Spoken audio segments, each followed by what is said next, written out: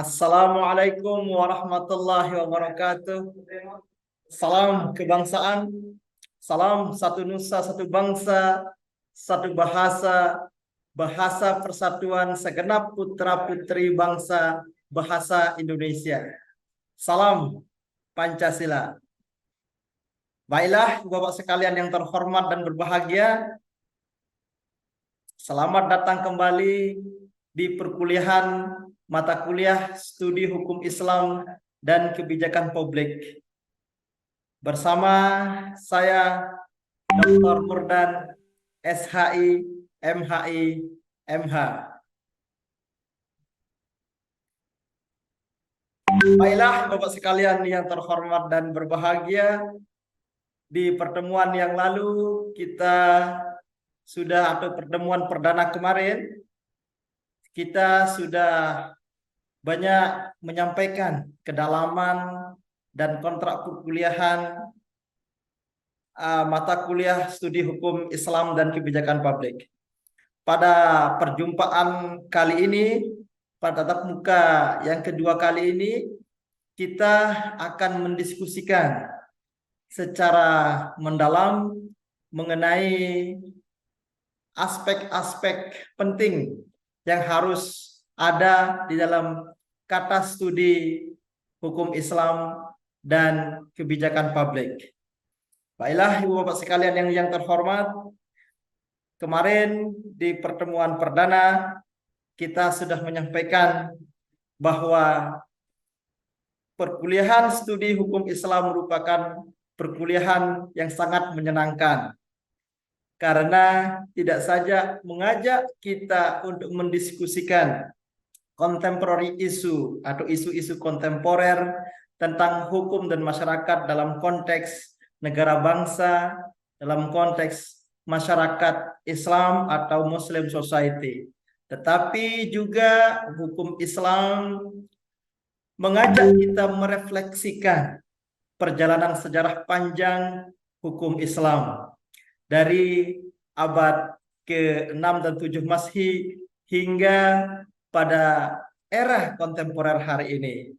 Tentu perjalanan panjang yang sangat jauh ini, perjalanan historis yang sangat panjang ini, hukum Islam telah menjadi satu diskursus yang sangat matang, baik matang secara paradigma keilmuan, matang secara basis teoritis, matang secara metodologis, dan seterusnya.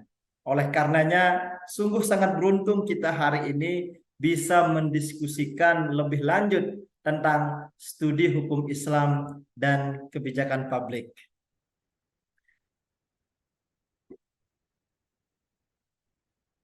Baiklah, Ibu Bapak sekalian yang terhormat, pada perjumpaan kali ini atau tatap muka kita hari ini, kita akan mencoba mendiskusikan secara mendalam apa yang kita maksudkan dengan mata kuliah yang ditawarkan contemporary ini, yakni studi hukum Islam.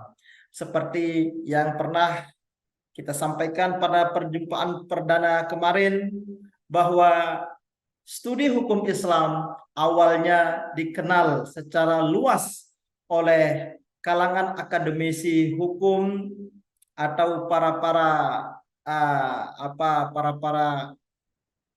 sekolah atau sarjana hukum, banyak yang mengenal dengan istilah hukum Islam. Jadi sebelum studi hukum Islam muncul, terlebih dahulu kita sangat familiar dengan bahasa hukum Islam. Hukum Islam itu sendiri tidak saja diajarkan atau ditawarkan di perguruan tinggi keagamaan keislaman di Indonesia, tapi juga ditawarkan di kampus-kampus umum seperti Universitas Indonesia, Universitas Gadjah Mada, dan fakultas-fakultas hukum lainnya yang ada di fakultas umum. Studi hukum Islam ini ya menawarkan kita kerangka keilmuan yang lebih akademis. Jika diskusi pada awal-awal tentang hukum Islam itu berkisar pada diskursus tentang isu-isu normatif daripada hukum Islam. Nah, studi hukum Islam ini memiliki cakupan yang sangat luas. Nah, sehingga ketika kita ditawarkan satu istilah studi hukum Islam, tentu yang akan terbenak pertama kali di kita punya reason atau pemikiran itu bahwa pertanyaan-pertanyaan akademis. Mungkin pertanyaan akademis yang pertama kali yang akan muncul pada benak kita semua adalah misalnya seperti what we will do forward study on study of Islamic law and public policy. Atau apa sih yang harus kita lakukan gitu kan? Dengan kata studi. Mungkin dalam konteks ini adalah studi of Islamic law and public policy. Ya, studi hukum Islam dan public policy. Nah, ini sangat menarik. Kata studi ini sangat erat kaitannya dengan kajian keilmuan yang berbasis ilmiah. Ya.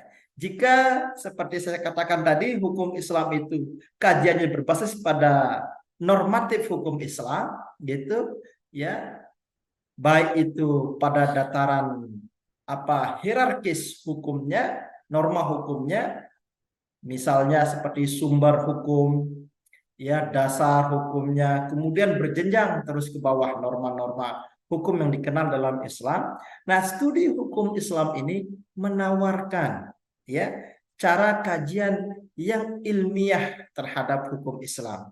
Nah, sehingga ketika kita ingin mengkaji atau berani menawarkan salah satu isu, salah satu kata studi, maka setidaknya kita akan memiliki 5 unsur penting. Itu setidaknya, ya. Pertama itu, ya, kita harus memiliki legal issue atau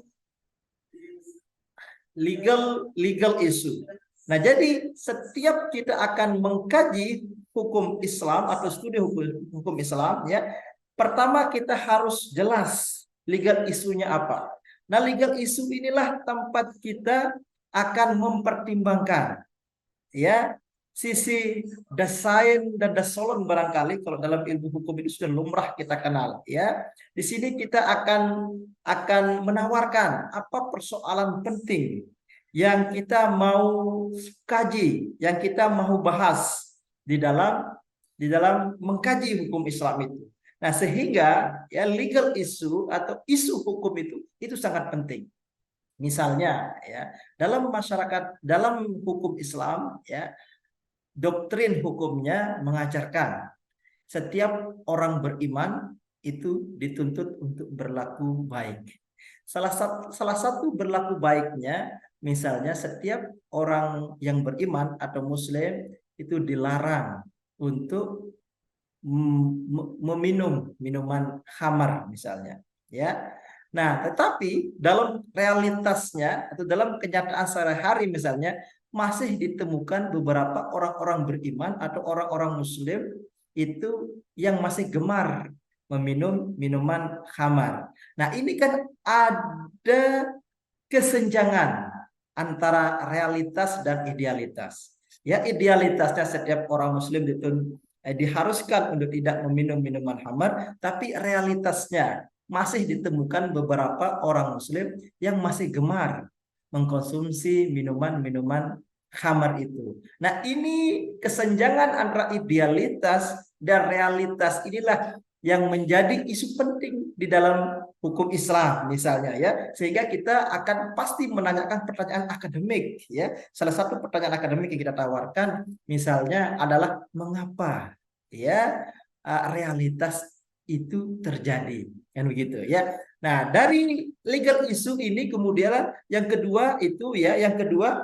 kita sangat membutuhkan, harus jelas kita punya science of legal paradigm-nya, atau scientific paradigm-nya seperti apa, ya. Nah, jadi, ya, kita tidak bisa melakukan kajian, ya, ilmiah itu jika kita tidak memiliki paradigma keilmuan yang jelas, ya, scientific legal paradigmnya itu harus jelas, ya. Nah, yang ketiga, selain kita memiliki paradigma keilmuan yang jelas itu, kita juga dituntut untuk memiliki approach atau pendekatan. Nah, isu itu kita akan dekati seperti apa, ya. Nah, nanti hasil analisis kita, hasil kajian kita itu akan sangat berpengaruh terhadap pendekatan yang kita gunakan atau yang kita pakai.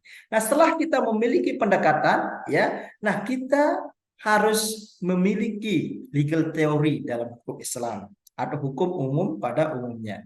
Nah, jadi kita tidak mungkin akan melakukan kajian yang lebih mendalam itu atau komprehensif jika kita tidak memiliki fondasi teoritis yang tinggi, ya, fondasi teoritis yang cukup, ya. Fondasi teoritis yang cukup inilah yang akan membantu kita untuk menjelaskan tentang legal issue atau isu-isu hukum itu yang muncul. Sisi lain, ya, teori itu juga nanti akan membantu kita untuk menganalisis terhadap persoalan-persoalan hukum yang kita kaji. Nah, oleh karenanya, selain legal theory, nah kita juga sangat membutuhkan legal method, ya, atau metode kajiannya. Nah, jadi kita tidak mungkin bisa mendapatkan hasil kajian yang akurat jika kita tidak memiliki metode-metode kajian-kajian yang berstandar, sistematis, ya, dan komprehensif barangkali, ya. Nah, oleh karenanya, ya, dalam studi hukum Islam atau ketika kita berani menggunakan kata studi, maka setidaknya kita harus memiliki 5 unsur penting, ya, 5 poin penting. Ya, ini minimal. Alangkah baiknya nanti jika bisa ditambahkan atau disempurnakan dengan unsur-unsur lainnya. Tapi 5 unsur ini harus ada ketika kita berani mencoba mengusulkan kata studi dalam, ya, dalam proses kita punya akademik, ya. Nah, pertama itu adalah isunya atau kalau dalam hukum legal isunya seperti apa, dan yang kedua itu adalah paradigma keilmuannya atau scientific paradigmnya seperti apa, dan kemudian pendekatannya seperti apa, approach-nya seperti apa, kalau hukum ya legal approach-nya seperti apa, dan kita harus memiliki teori atau legal teorinya kalau dalam hukum, dan metodenya seperti apa atau legal method di dalam ilmu hukum. Nah, saya kira ya inilah yang membedakan, oke, yang membedakan secara signifikan antara kata studi hukum Islam dan kata hukum Islam. Karena kalau hukum Islam itu sendiri bisa saja nanti yang kita maksudkan adalah sumber-sumber hukum ataukah sumber dari segala sumber hukum, ya, atau norma hukumnya atau dogma hukumnya atau doktrin hukumnya atau mungkin legal reasoningnya atau nalar-nalar hukum yang berkembang seperti apa, legal teori seperti itu sangat komprehensif ketika kita menggunakan kata hukum, atau mungkin jika kita lebih spesifikasikan akan berarti itu pada dataran normatif. Nah, tapi kalau studi ini orientasinya adalah kajian ilmiah di dalam ilmu hukum. Ya, sehingga inilah yang harus kita terus picu di dalam dunia akademik kita, ya, tentang studinya, ya, studi apapun, ya, saya kira, ya, tidak sebatas hukum. 5 unsur penting ini adalah harus ada di dalam kajian, ya, atau studi, ya, tidak boleh kurang dari ini. Lebih itu alangkah baiknya.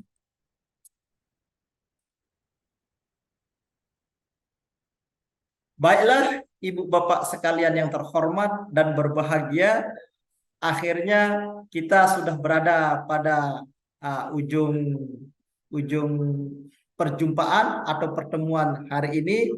Saya berharap perkuliahan kita hari ini menyenangkan dan Ibu Bapak sekalian tidak jenuh, ya. Setiap perjumpaan kita mengisi dengan kesenangan. Akhirul kalam, terima kasih atas kehadiran dan partisipasi ya Bapak sekalian pada kuliah perjumpaan kedua mata kuliah studi ilmu studi hukum Islam dan kebijakan publik.